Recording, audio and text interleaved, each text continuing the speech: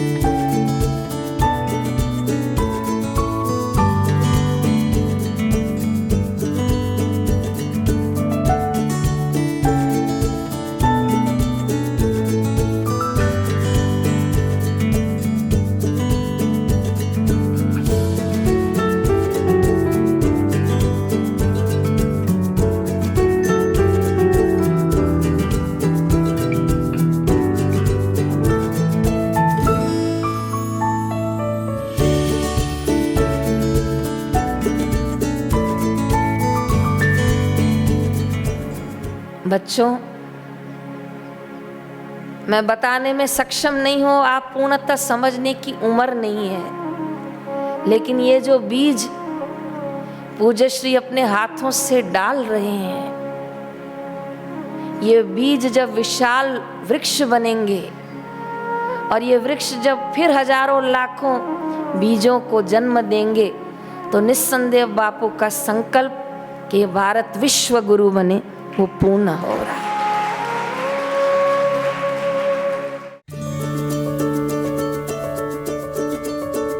ये बात तो स्वाभाविक ही है कि जहाँ सुगंध फैलती है वहाँ मधुमक्खियाँ डंक मारने अपने आप ही आ जाती हैं। ऐसे ही हमारे बापूजी का दैवी कार्य और सेवा रूपी बगीचा ऐसा मेघ उठा है कि कुप्रचार रूपी मधुमक्खियाँ अपने आप ही डंक मारने आ रही हैं। यह बात तो समझ आती है कि पाश्चात्य संस्कृति के मुताबिक जन्मदिन मनाने से हम फूका फूकी करके अपने जूठे केक को ही सबको बांटते हैं और खुद भी खाते हैं, परंतु दैविक ढंग से मनाने के क्या फायदे हैं?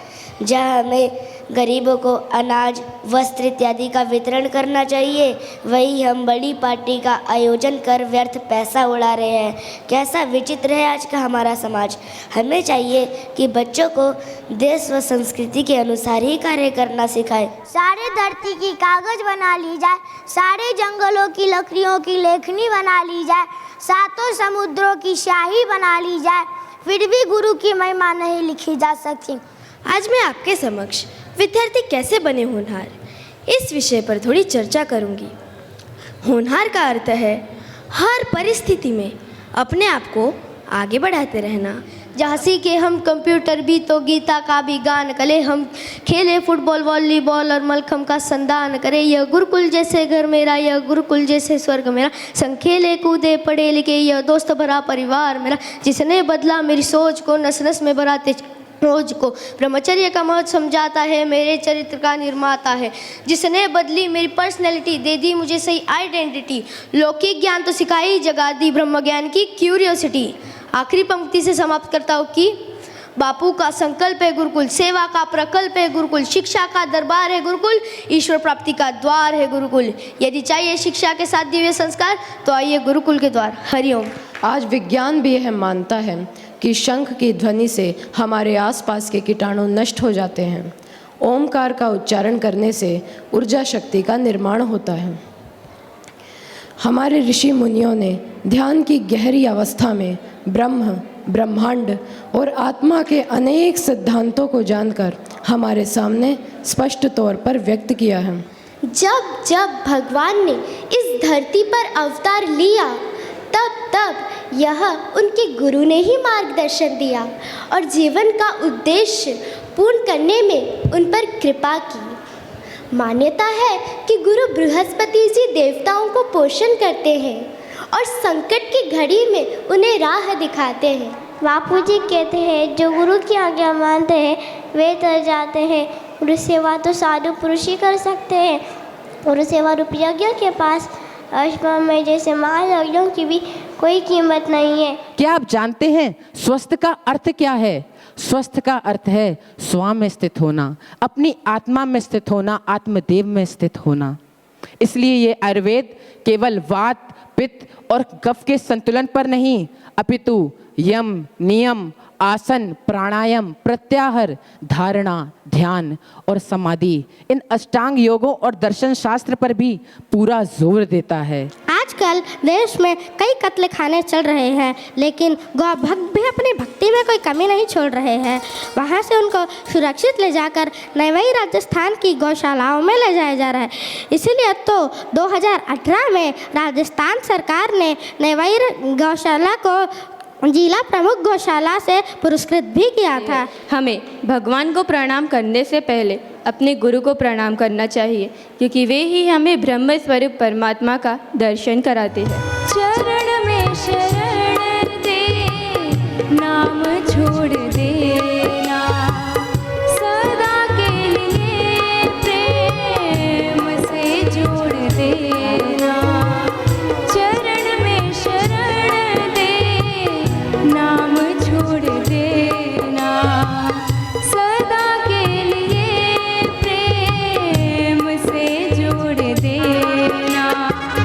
सत्संग का पोरस पा लिया है, सत्संग का पोरस पा लिया है।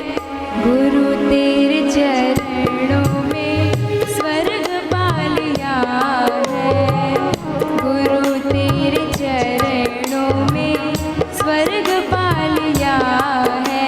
निराकार है ज्योति तुम्हारी, तीन लोक फैली उजियारी। निराकार है ज्योति तुम्हारी, तीन लोक फैली उजियारी।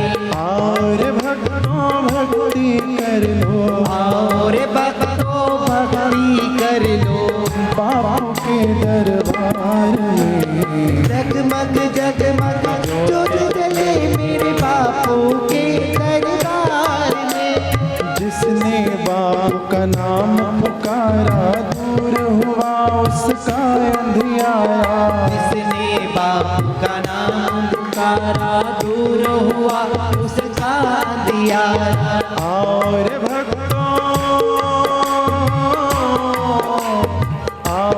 भक्तों भक्ति कर लो, बापू के दरबार